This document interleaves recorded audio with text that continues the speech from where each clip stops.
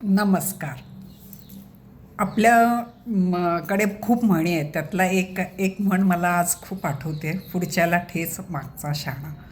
पण कधी-कधी पुढच्याला ठेचच नाही, पूर्ण घायाळ झालेलं बघून सुद्धा मागचा शहाणा होत नाही. तसं काहीसं राजस्थानमध्ये झालं. राजस्थानमध्ये काँग्रेसच्याच राज्यामध्ये एक एथेनॉल प्लॅन्ट त्यांनीच मंजूर केला. म्हणजे काँग्रेसच्या सरकारने.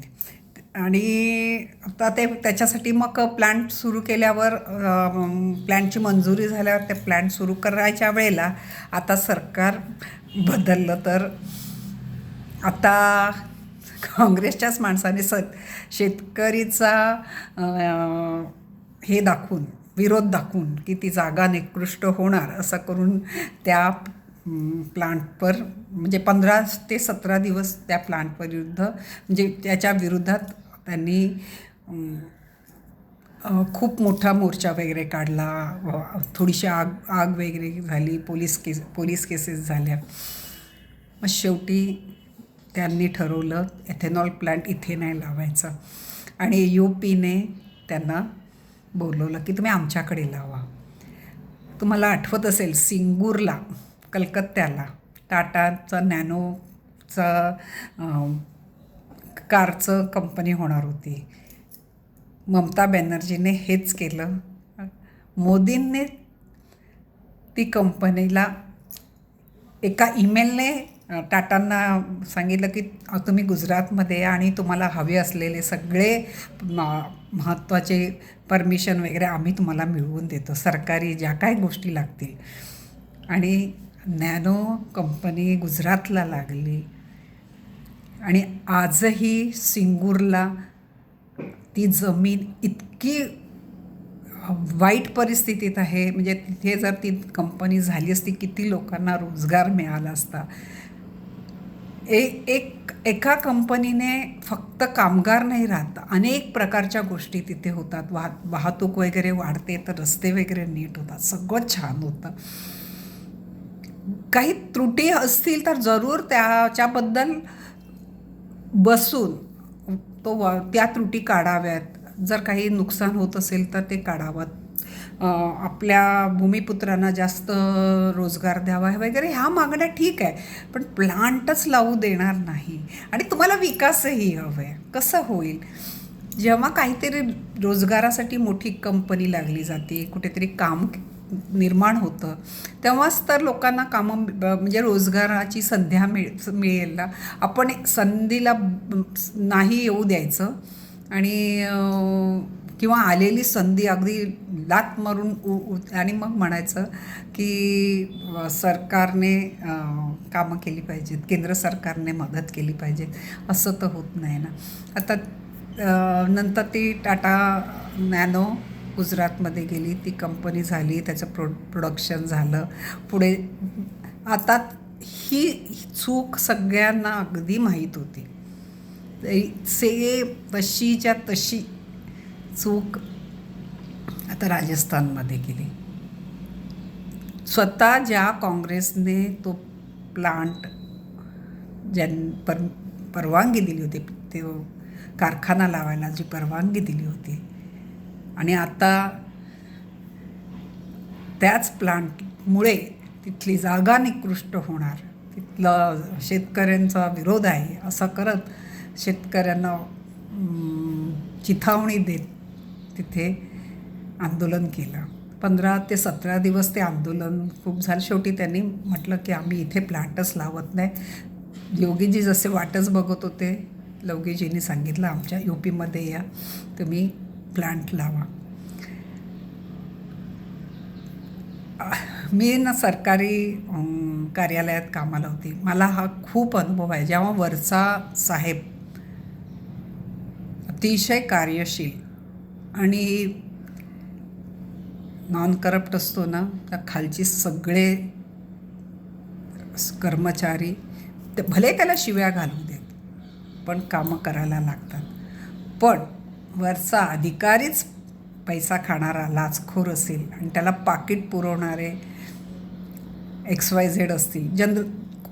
खूप वेळेला काही वेळेला शिपाई असतात, काही वेळेला एखादा स्टाफ असतो. मग चहापेक्षा किटली गरम ह्या पद्धतीत. साहेबांचा अरेरावीपणा नसतो, पण मग जो पाकिटं पुरवतो साहेबांना त्याची अरेरावी असते, कारण त्याला असं वाटतं की मी पाकिटं पुरवतो तर मी जे म्हणेल ती पूर्व दिशा. आणि अशा पद्धतीने कामा कामावर आणि कामाच्या वातावरणावर दोन्हीवर परिणाम होतो. जितका कार्यशील आणि सच्चिल साहेब असेल ना, तितकी कामं त्या त्या साहेबांच्या कारकिर्दीत इतकी कामं छान होतात. आणि अशा ज्यांना पाकिट पुरवायची संधी मिळत नाही ना, त्यांची एखाद्याचीच फक्त काय ती चुळबुळ जास्त होते, पण बाकीचं वातावरण खूप चांगलं असतं. पण जर साहेबच वरचा लाचखोर असेल, काम उडवाउडवीचं असेल, कामं तर होतच नाही. आणि ह्या अशा लोकांची जे साहेबांच्या जीवावर उड्या मारतात, ह्या लोकांचे मात्र बाकीच्यांना सगळा त्रास व्हायला लागतो आणि ते स्वतःला साहेबांच्या वरचे असे मानायला लागतात. हाच प्रकार आता थोडासा UPमध्ये झाला, राजस्थानमध्ये झाला. राजस्थानना आता हे करायचं आहे, UPने नेलं. आता UPवाले सगळे ते म्हणाले आम्ही सगळे कागदोपत्री जागा सगळं व्यवस्थित तुम्हाला करून देतो, फक्त तुम्ही या, प्लांट लावा. काही त्यांच्या काही असतील अटी, त्याच्यामध्ये त्यांचे बसून बोलणी होतील आणि प्लांट सुरू होईल. पण नुकसान किती झालं? ज्याने तिथे प्लांट लागणार म्हणून काहीतरी पैसा लावला असेल तर मग, आणि ही एक कंपनी नाही जातो, दुसऱ्या भांडवलदारांना पण त्याच्यापासून म्हणजे पुन्हा तिथे जायला मन नाही होत. नको, इथे जायचं का राजस्थानला का, नको, आपण राजस्थान.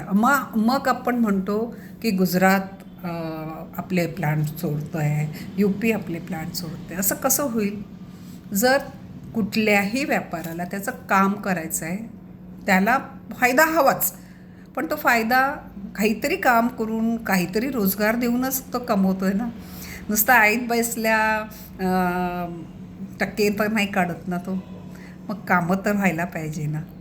हा विचार प्रत्येक म्हणजे नेत्यांनी, प्रत्येक त्या विभागातल्या माणसाने जर केला, आणि ही छोटी छोटी शेतकरी काय, त्यांना बिचाऱ्यांना शिकवलं जातं किंवा भडकवलं जातं आणि ते भडकतात. त्यांना खरं काय खोटं काय त्यांना कळत नाही आणि बिचारे ते भडकतात. त्यांना जेव्हा कळेल की हा आम्हाला भावनिकदृष्ट्या भडकवून आम्ही हातचं चांगला एक कारखाना घालून बसलो, पण तोपर्यंत वेळ निघून गेलेली असते. जी शिंगूरच्या बाबतीत घडली तेच आता राजस्थानच्या बाबतीत होणार. आणि तुम्हाला माहिती आहे, इथेनॉल प्लॅन्टसाठी